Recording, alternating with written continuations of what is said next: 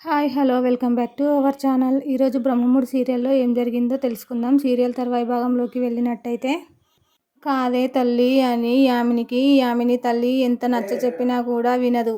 మీరు కావాలంటే ఫారిన్కి ఎప్పుడైనా రావచ్చు, మమ్మల్ని చూడొచ్చు మమ్మీ అంటుంది యామిని. వెంటనే తండ్రి కోపంగా, నాకు ఇష్టం లేదు, ఇప్పటికే మా నోరు నొక్కి చాలా చేశావు యామిని నువ్వు అంటాడు తండ్రి.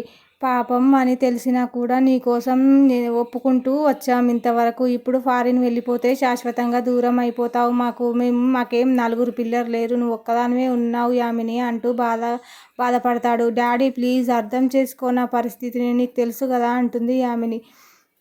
రాజ్ మెట్ల దాకా వచ్చి ఏమైంది అంటూ దగ్గరికి వస్తాడు. దేవుడా వినేశాడా ఏంటి రాజ్ అని యామిని కంగారు పడుతుంది.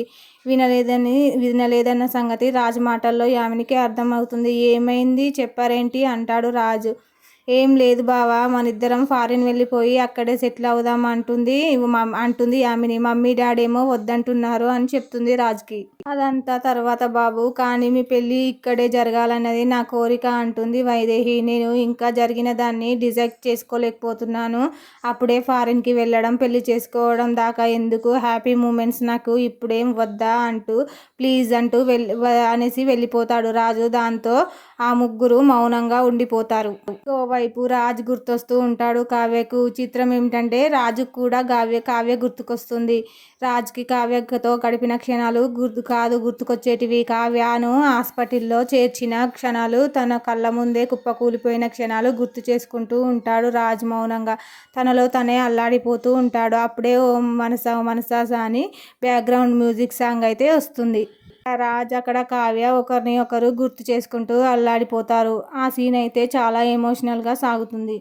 రాజ్ దగ్గరికి యామిని వస్తుంది. రాజ్ వెనక్కి తిరిగి చూసేసరికి కావ్య గురించి ఆలోచిస్తూ ఉంటాడు. బావా అని పిలుస్తుంది. రాజ్ వెనక్కి తిరగడంతో దాంతో యామిని అతడి భుజం మీద చెయ్యి వేసి, ఏంటి ఈసారి నువ్వు అలిగావా అంటుంది రాజ్ని.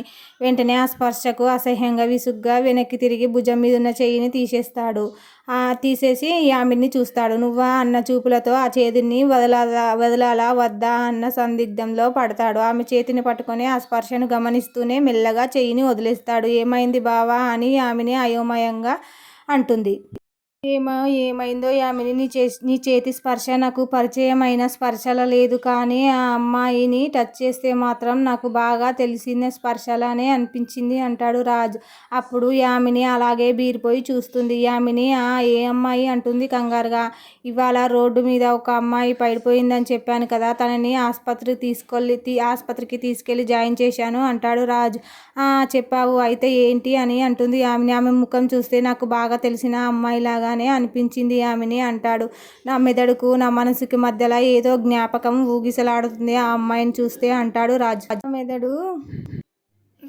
నా మెదడు ఆ అమ్మాయిని గుర్తించలేదు, కానీ నా మనసుకి మాత్రం ఆమె బాగా తెలిసిన మనిషిలానే అనిపించింది యామిని. ఆ స్పర్శ నాకు గుర్తుండిపోయింది అంటూ చెప్తాడు రాజ్. వెంటనే యామిని మనసులో ఎవరై ఉంటారు, ఒకవేళ రాజ్ వైఫే అయ్యి ఉంటుందా ఏంది అనుకుంటుంది.